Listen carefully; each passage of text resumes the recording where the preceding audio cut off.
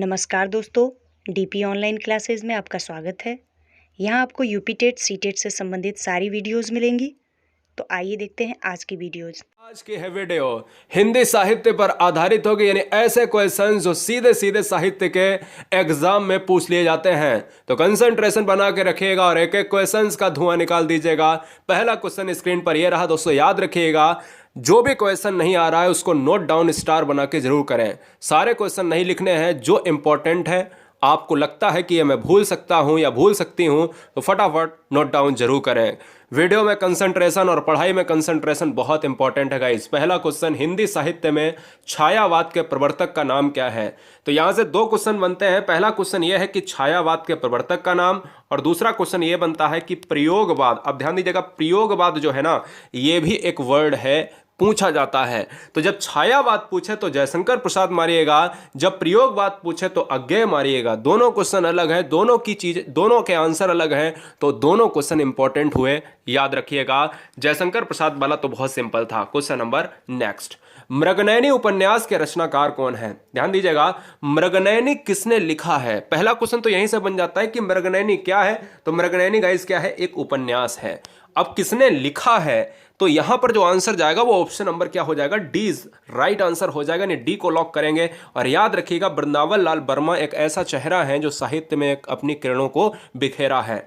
यहां पर अगर हम बात करें, मृगनयनी आने वाले एग्जाम में पूछे जाने वाली रचनाओं में से एक है, क्योंकि यह 15 से ज्यादा बार रचनाओं को यहां पर सम्मिलित किया जा चुका है छोटे बड़े एग्जामों में। क्वेश्चन नंबर नेक्स्ट वन कह रहा है, जायसी किस धारा के कवि हैं? अब देखिए, किस धारा के कवि का मतलब है कि इनकी काव्य धारा कौन सी है, यानी ज्ञान मार्गी काव्य धारा हो सकता है, प्रेमाख्यानक की बात करें, नाथपंथी की बात करें, रासक। तो इस क्वेश्चन का जो राइट आंसर जाएगा वो option number B is right answer हो जाएगा। प्रेमाख्यानक जो है काव्य धारा थी, यानी ऑप्शन नंबर बी हम लॉक करेंगे। बढ़ेंगे अगले प्रश्न पर। क्वेश्चन नंबर 4, निम्नलिखित में से कौन सी पुस्तक प्रेमचंद्र द्वारा लिखित नहीं है? जरा जवाब दीजिएगा, इस क्वेश्चन का आंसर क्या होगा? बताइए, फटाफट बताएंगे, मैं आपको देता हूं 10 सेकेंड। क्या बात है, बहुत बढ़िया गाइस।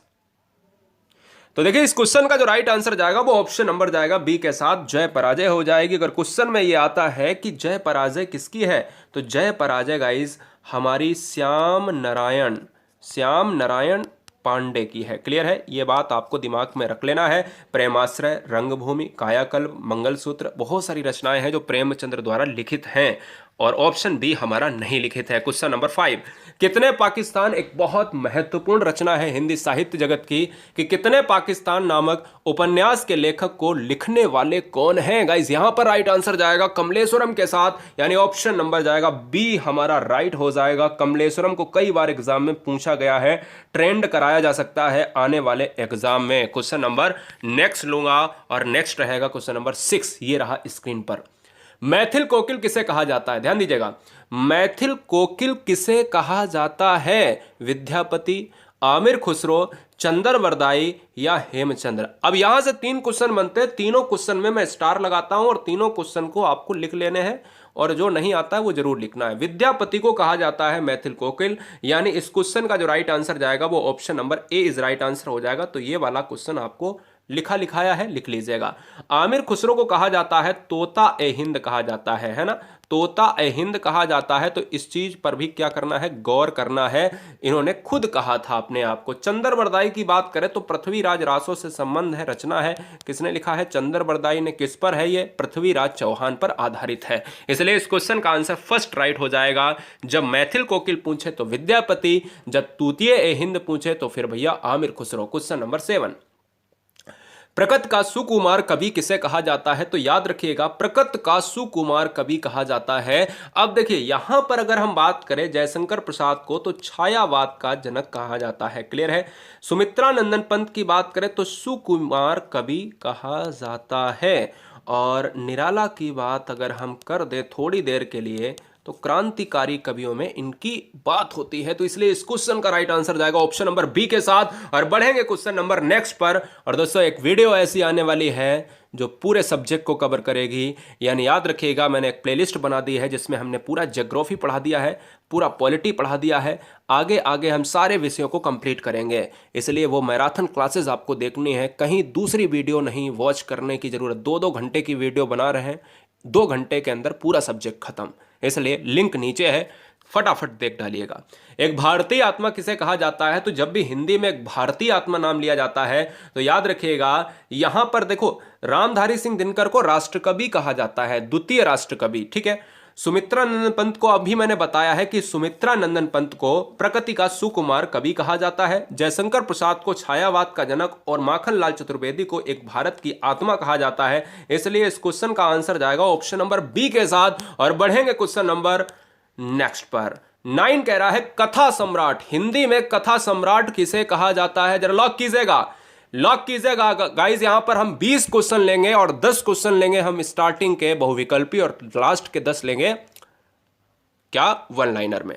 कथा सम्राट कहा जाता है दोस्तों प्रेमचंद्र को, और प्रेमचंद्र जानते हैं हिंदी साहित्य में एक ऐसा चेहरा है जिन्होंने उपन्यास के जगत में बहुत अच्छा सुंदर कार्य किया है। क्वेश्चन नंबर 10, बाल चित्रण में कौन सा कवि श्रेष्ठ है? हिंदी साहित्य का जबरदस्त क्वेश्चन। बाल चित्रण में कौन सा कवि श्रेष्ठ है? रसखान, मीराबाई, सूरदास, कबीरदास? तो इस क्वेश्चन का आंसर होगा guys option number C is right answer, Surdas हो जाएगा, यानी सी को हम लॉक करेंगे। बढ़ेंगे आगे।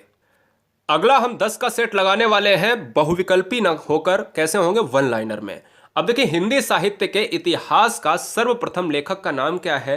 तो ये आपको रटना बिल्कुल है, रट के चले जाना है। बहुत सारे बच्चे क्या कर लेते हैं कि भैया लल्लू लाल लगा कर चले आते हैं, तो भाई लल्लू लाल भी एक चेहरा है, वो भी मैं बताऊंगा आगे। तो हिंदी साहित्य में अगर सर्वप्रथम लेखक का नाम पूछे तो गारसा दत्तासी है। यह बात दिमाग में हमेशा फीड कर लेना भैया, गलत नहीं होना चाहिए बस, और सब कुछ होना चाहिए। Question number next. बहुत सारे बच्चे कह रहे होंगे सर आंसर तो दिख रहा है, चलो आंसर नहीं दिखाते हैं। सुहाग के नूपुर के रचयिता कौन है? अगर नहीं आ रहा है कोई दिक्कत नहीं, सुहाग के नूपुर के रचयिता कौन है? जरा जवाब दीजिएगा, इस क्वेश्चन का राइट आंसर क्या होगा? बहुत अच्छे, तो यहां पर जो राइट आंसर जाएगा वो ऑप्शन नंबर चला जाएगा, ऑप्शन है ही नहीं, अमृतलाल नागर। अगले हम क्वेश्चन में ऑप्शन भी आपको बता दिया करेंगे, यानी 2 ऑप्शन लेंगे। सूर्यकांत त्रिपाठी निराला को कैसा कवि माना जाता है? बताइए, ये तो बहुत सिंपल है, यहां पर तो ऑप्शन की जरूरत ही नहीं है, बताओ फटाफट। तो इस क्वेश्चन का जो राइट आंसर जाएगा, अभी हाल ही में बताया मैंने ऊपर वाले क्वेश्चन में कि क्रांतिकारी कवियों में से एक है सूर्यकांत त्रिपाठी निराला, तो इसलिए इस क्वेश्चन का आंसर जाएगा क्रांतिकारी के साथ। और बढ़ेंगे क्वेश्चन नंबर 4। देश में एकमात्र किस राज्य की राजभाषा अंग्रेजी है? मैं आपको हिंट देता हूं, 2 ऑप्शन देता हूं, एक देता हूं त्रिपुरा और दूसरा देता हूं नागालैंड। यानी हर राज्य की अपनी अपनी राजभाषा है, अपनी अपनी क्षेत्रीय बोली है, लेकिन ऐसा भारत में ऐसा कौन सा राज्य है जहां पर अंग्रेजी भाषा बोली जाती है? वो दोस्तों है नागालैंड। याद रखिएगा, नागालैंड कोहिमा की बात करता है, और ये भारत के किस छोर पर है? ये भारत के गाइस पूर्वोत्तर राज्य का हिस्सा है, और यह दोस्तों 7 सिस्टर्स में आता है। चलिए आगे हम बात करेंगे। त्रिपुरा की राजभाषा क्या है? जल्दी से बताइएगा, त्रिपुरा की राजभाषा क्या है? मैं ऑप्शन देता हूं, तेलुगु और दूसरा ऑप्शन है बांग्ला। जरा जवाब दीजिएगा, आंसर क्या होगा? फटाफट जवाब दीजिएगा। चैनल में मैंने ये नहीं कहा है आपसे चैनल को सब्सक्राइब करें, मैंने ये भी नहीं कहा है आप लाइक करें। हम ये चाहते हैं आपका सिलेक्शन हो जाए, इसलिए सारे बच्चे वीडियो को अच्छा लगे तो ही सब्सक्राइब कर लें और लाइक ज़रूर करें, प्यारा सा कमेंट जरूर करें, जिससे हमें मोटिवेशन मिलता रहे। त्रिपुरा की राजभाषा है बांग्ला, जबकि तेलंगाना और आंध्र प्रदेश की जो है क्या है? आंध्र प्रदेश, तेलंगाना की बात करें, तमिलनाडु की बात करें तो ये तमिल और तेलुगु में बटी हुई भाषाएं हैं। अगला क्वेश्चन, प्रेम सागर के रचनाकार कौन है? जवाब दीजिएगा, इस क्वेश्चन का राइट आंसर क्या होगा? तो दोस्तों उम्मीद है कि कल आपको एक सब्जेक्ट की ऐसी मैराथन मिलेगी जो मतलब यूट्यूब पर नंबर 1, ठीक है ना। 2 मैराथन आपको ऑलरेडी हम दे चुके हैं।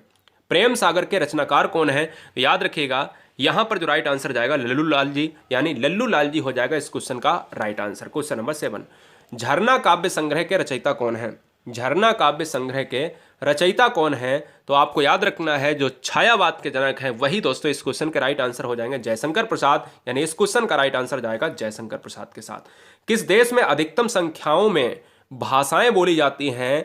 अब मैं ऑप्शन क्या दूं आपको? ये तो बहुत सिंपल है कि अगर ऐसा देश जहां पर सबसे ज्यादा भाषाएं बोली जाती हैं वो भारत है, क्योंकि यहां पर जगह जगह पर थोड़ी थोड़ी दूर पर क्षेत्रीय बोली, क्षेत्रीय पानी सब कुछ बदल जाता है ना। तो याद रखना है भारत एक ऐसा देश है जो विभिन्न भाषाई क्षेत्रों वाला, विभिन्न धर्मों वाला, विभिन्न जो है जाति संप्रदायों वाला देश है, और फिर भी हमारे देश में एकता है। अगला क्वेश्चन, क्वेश्चन नंबर 9।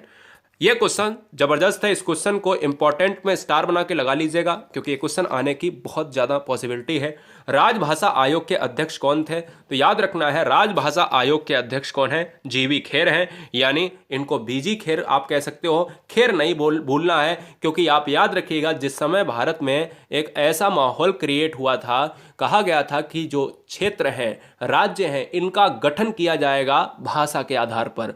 तो भैया एक आयोग गठित किया गया जिसके अध्यक्ष को बीजी खेर चुना गया, इसलिए इसको याद रखना है कि जो अध्यक्ष बना था उस आयोग का, उसके अध्यक्ष कौन थे? बीजी खेर।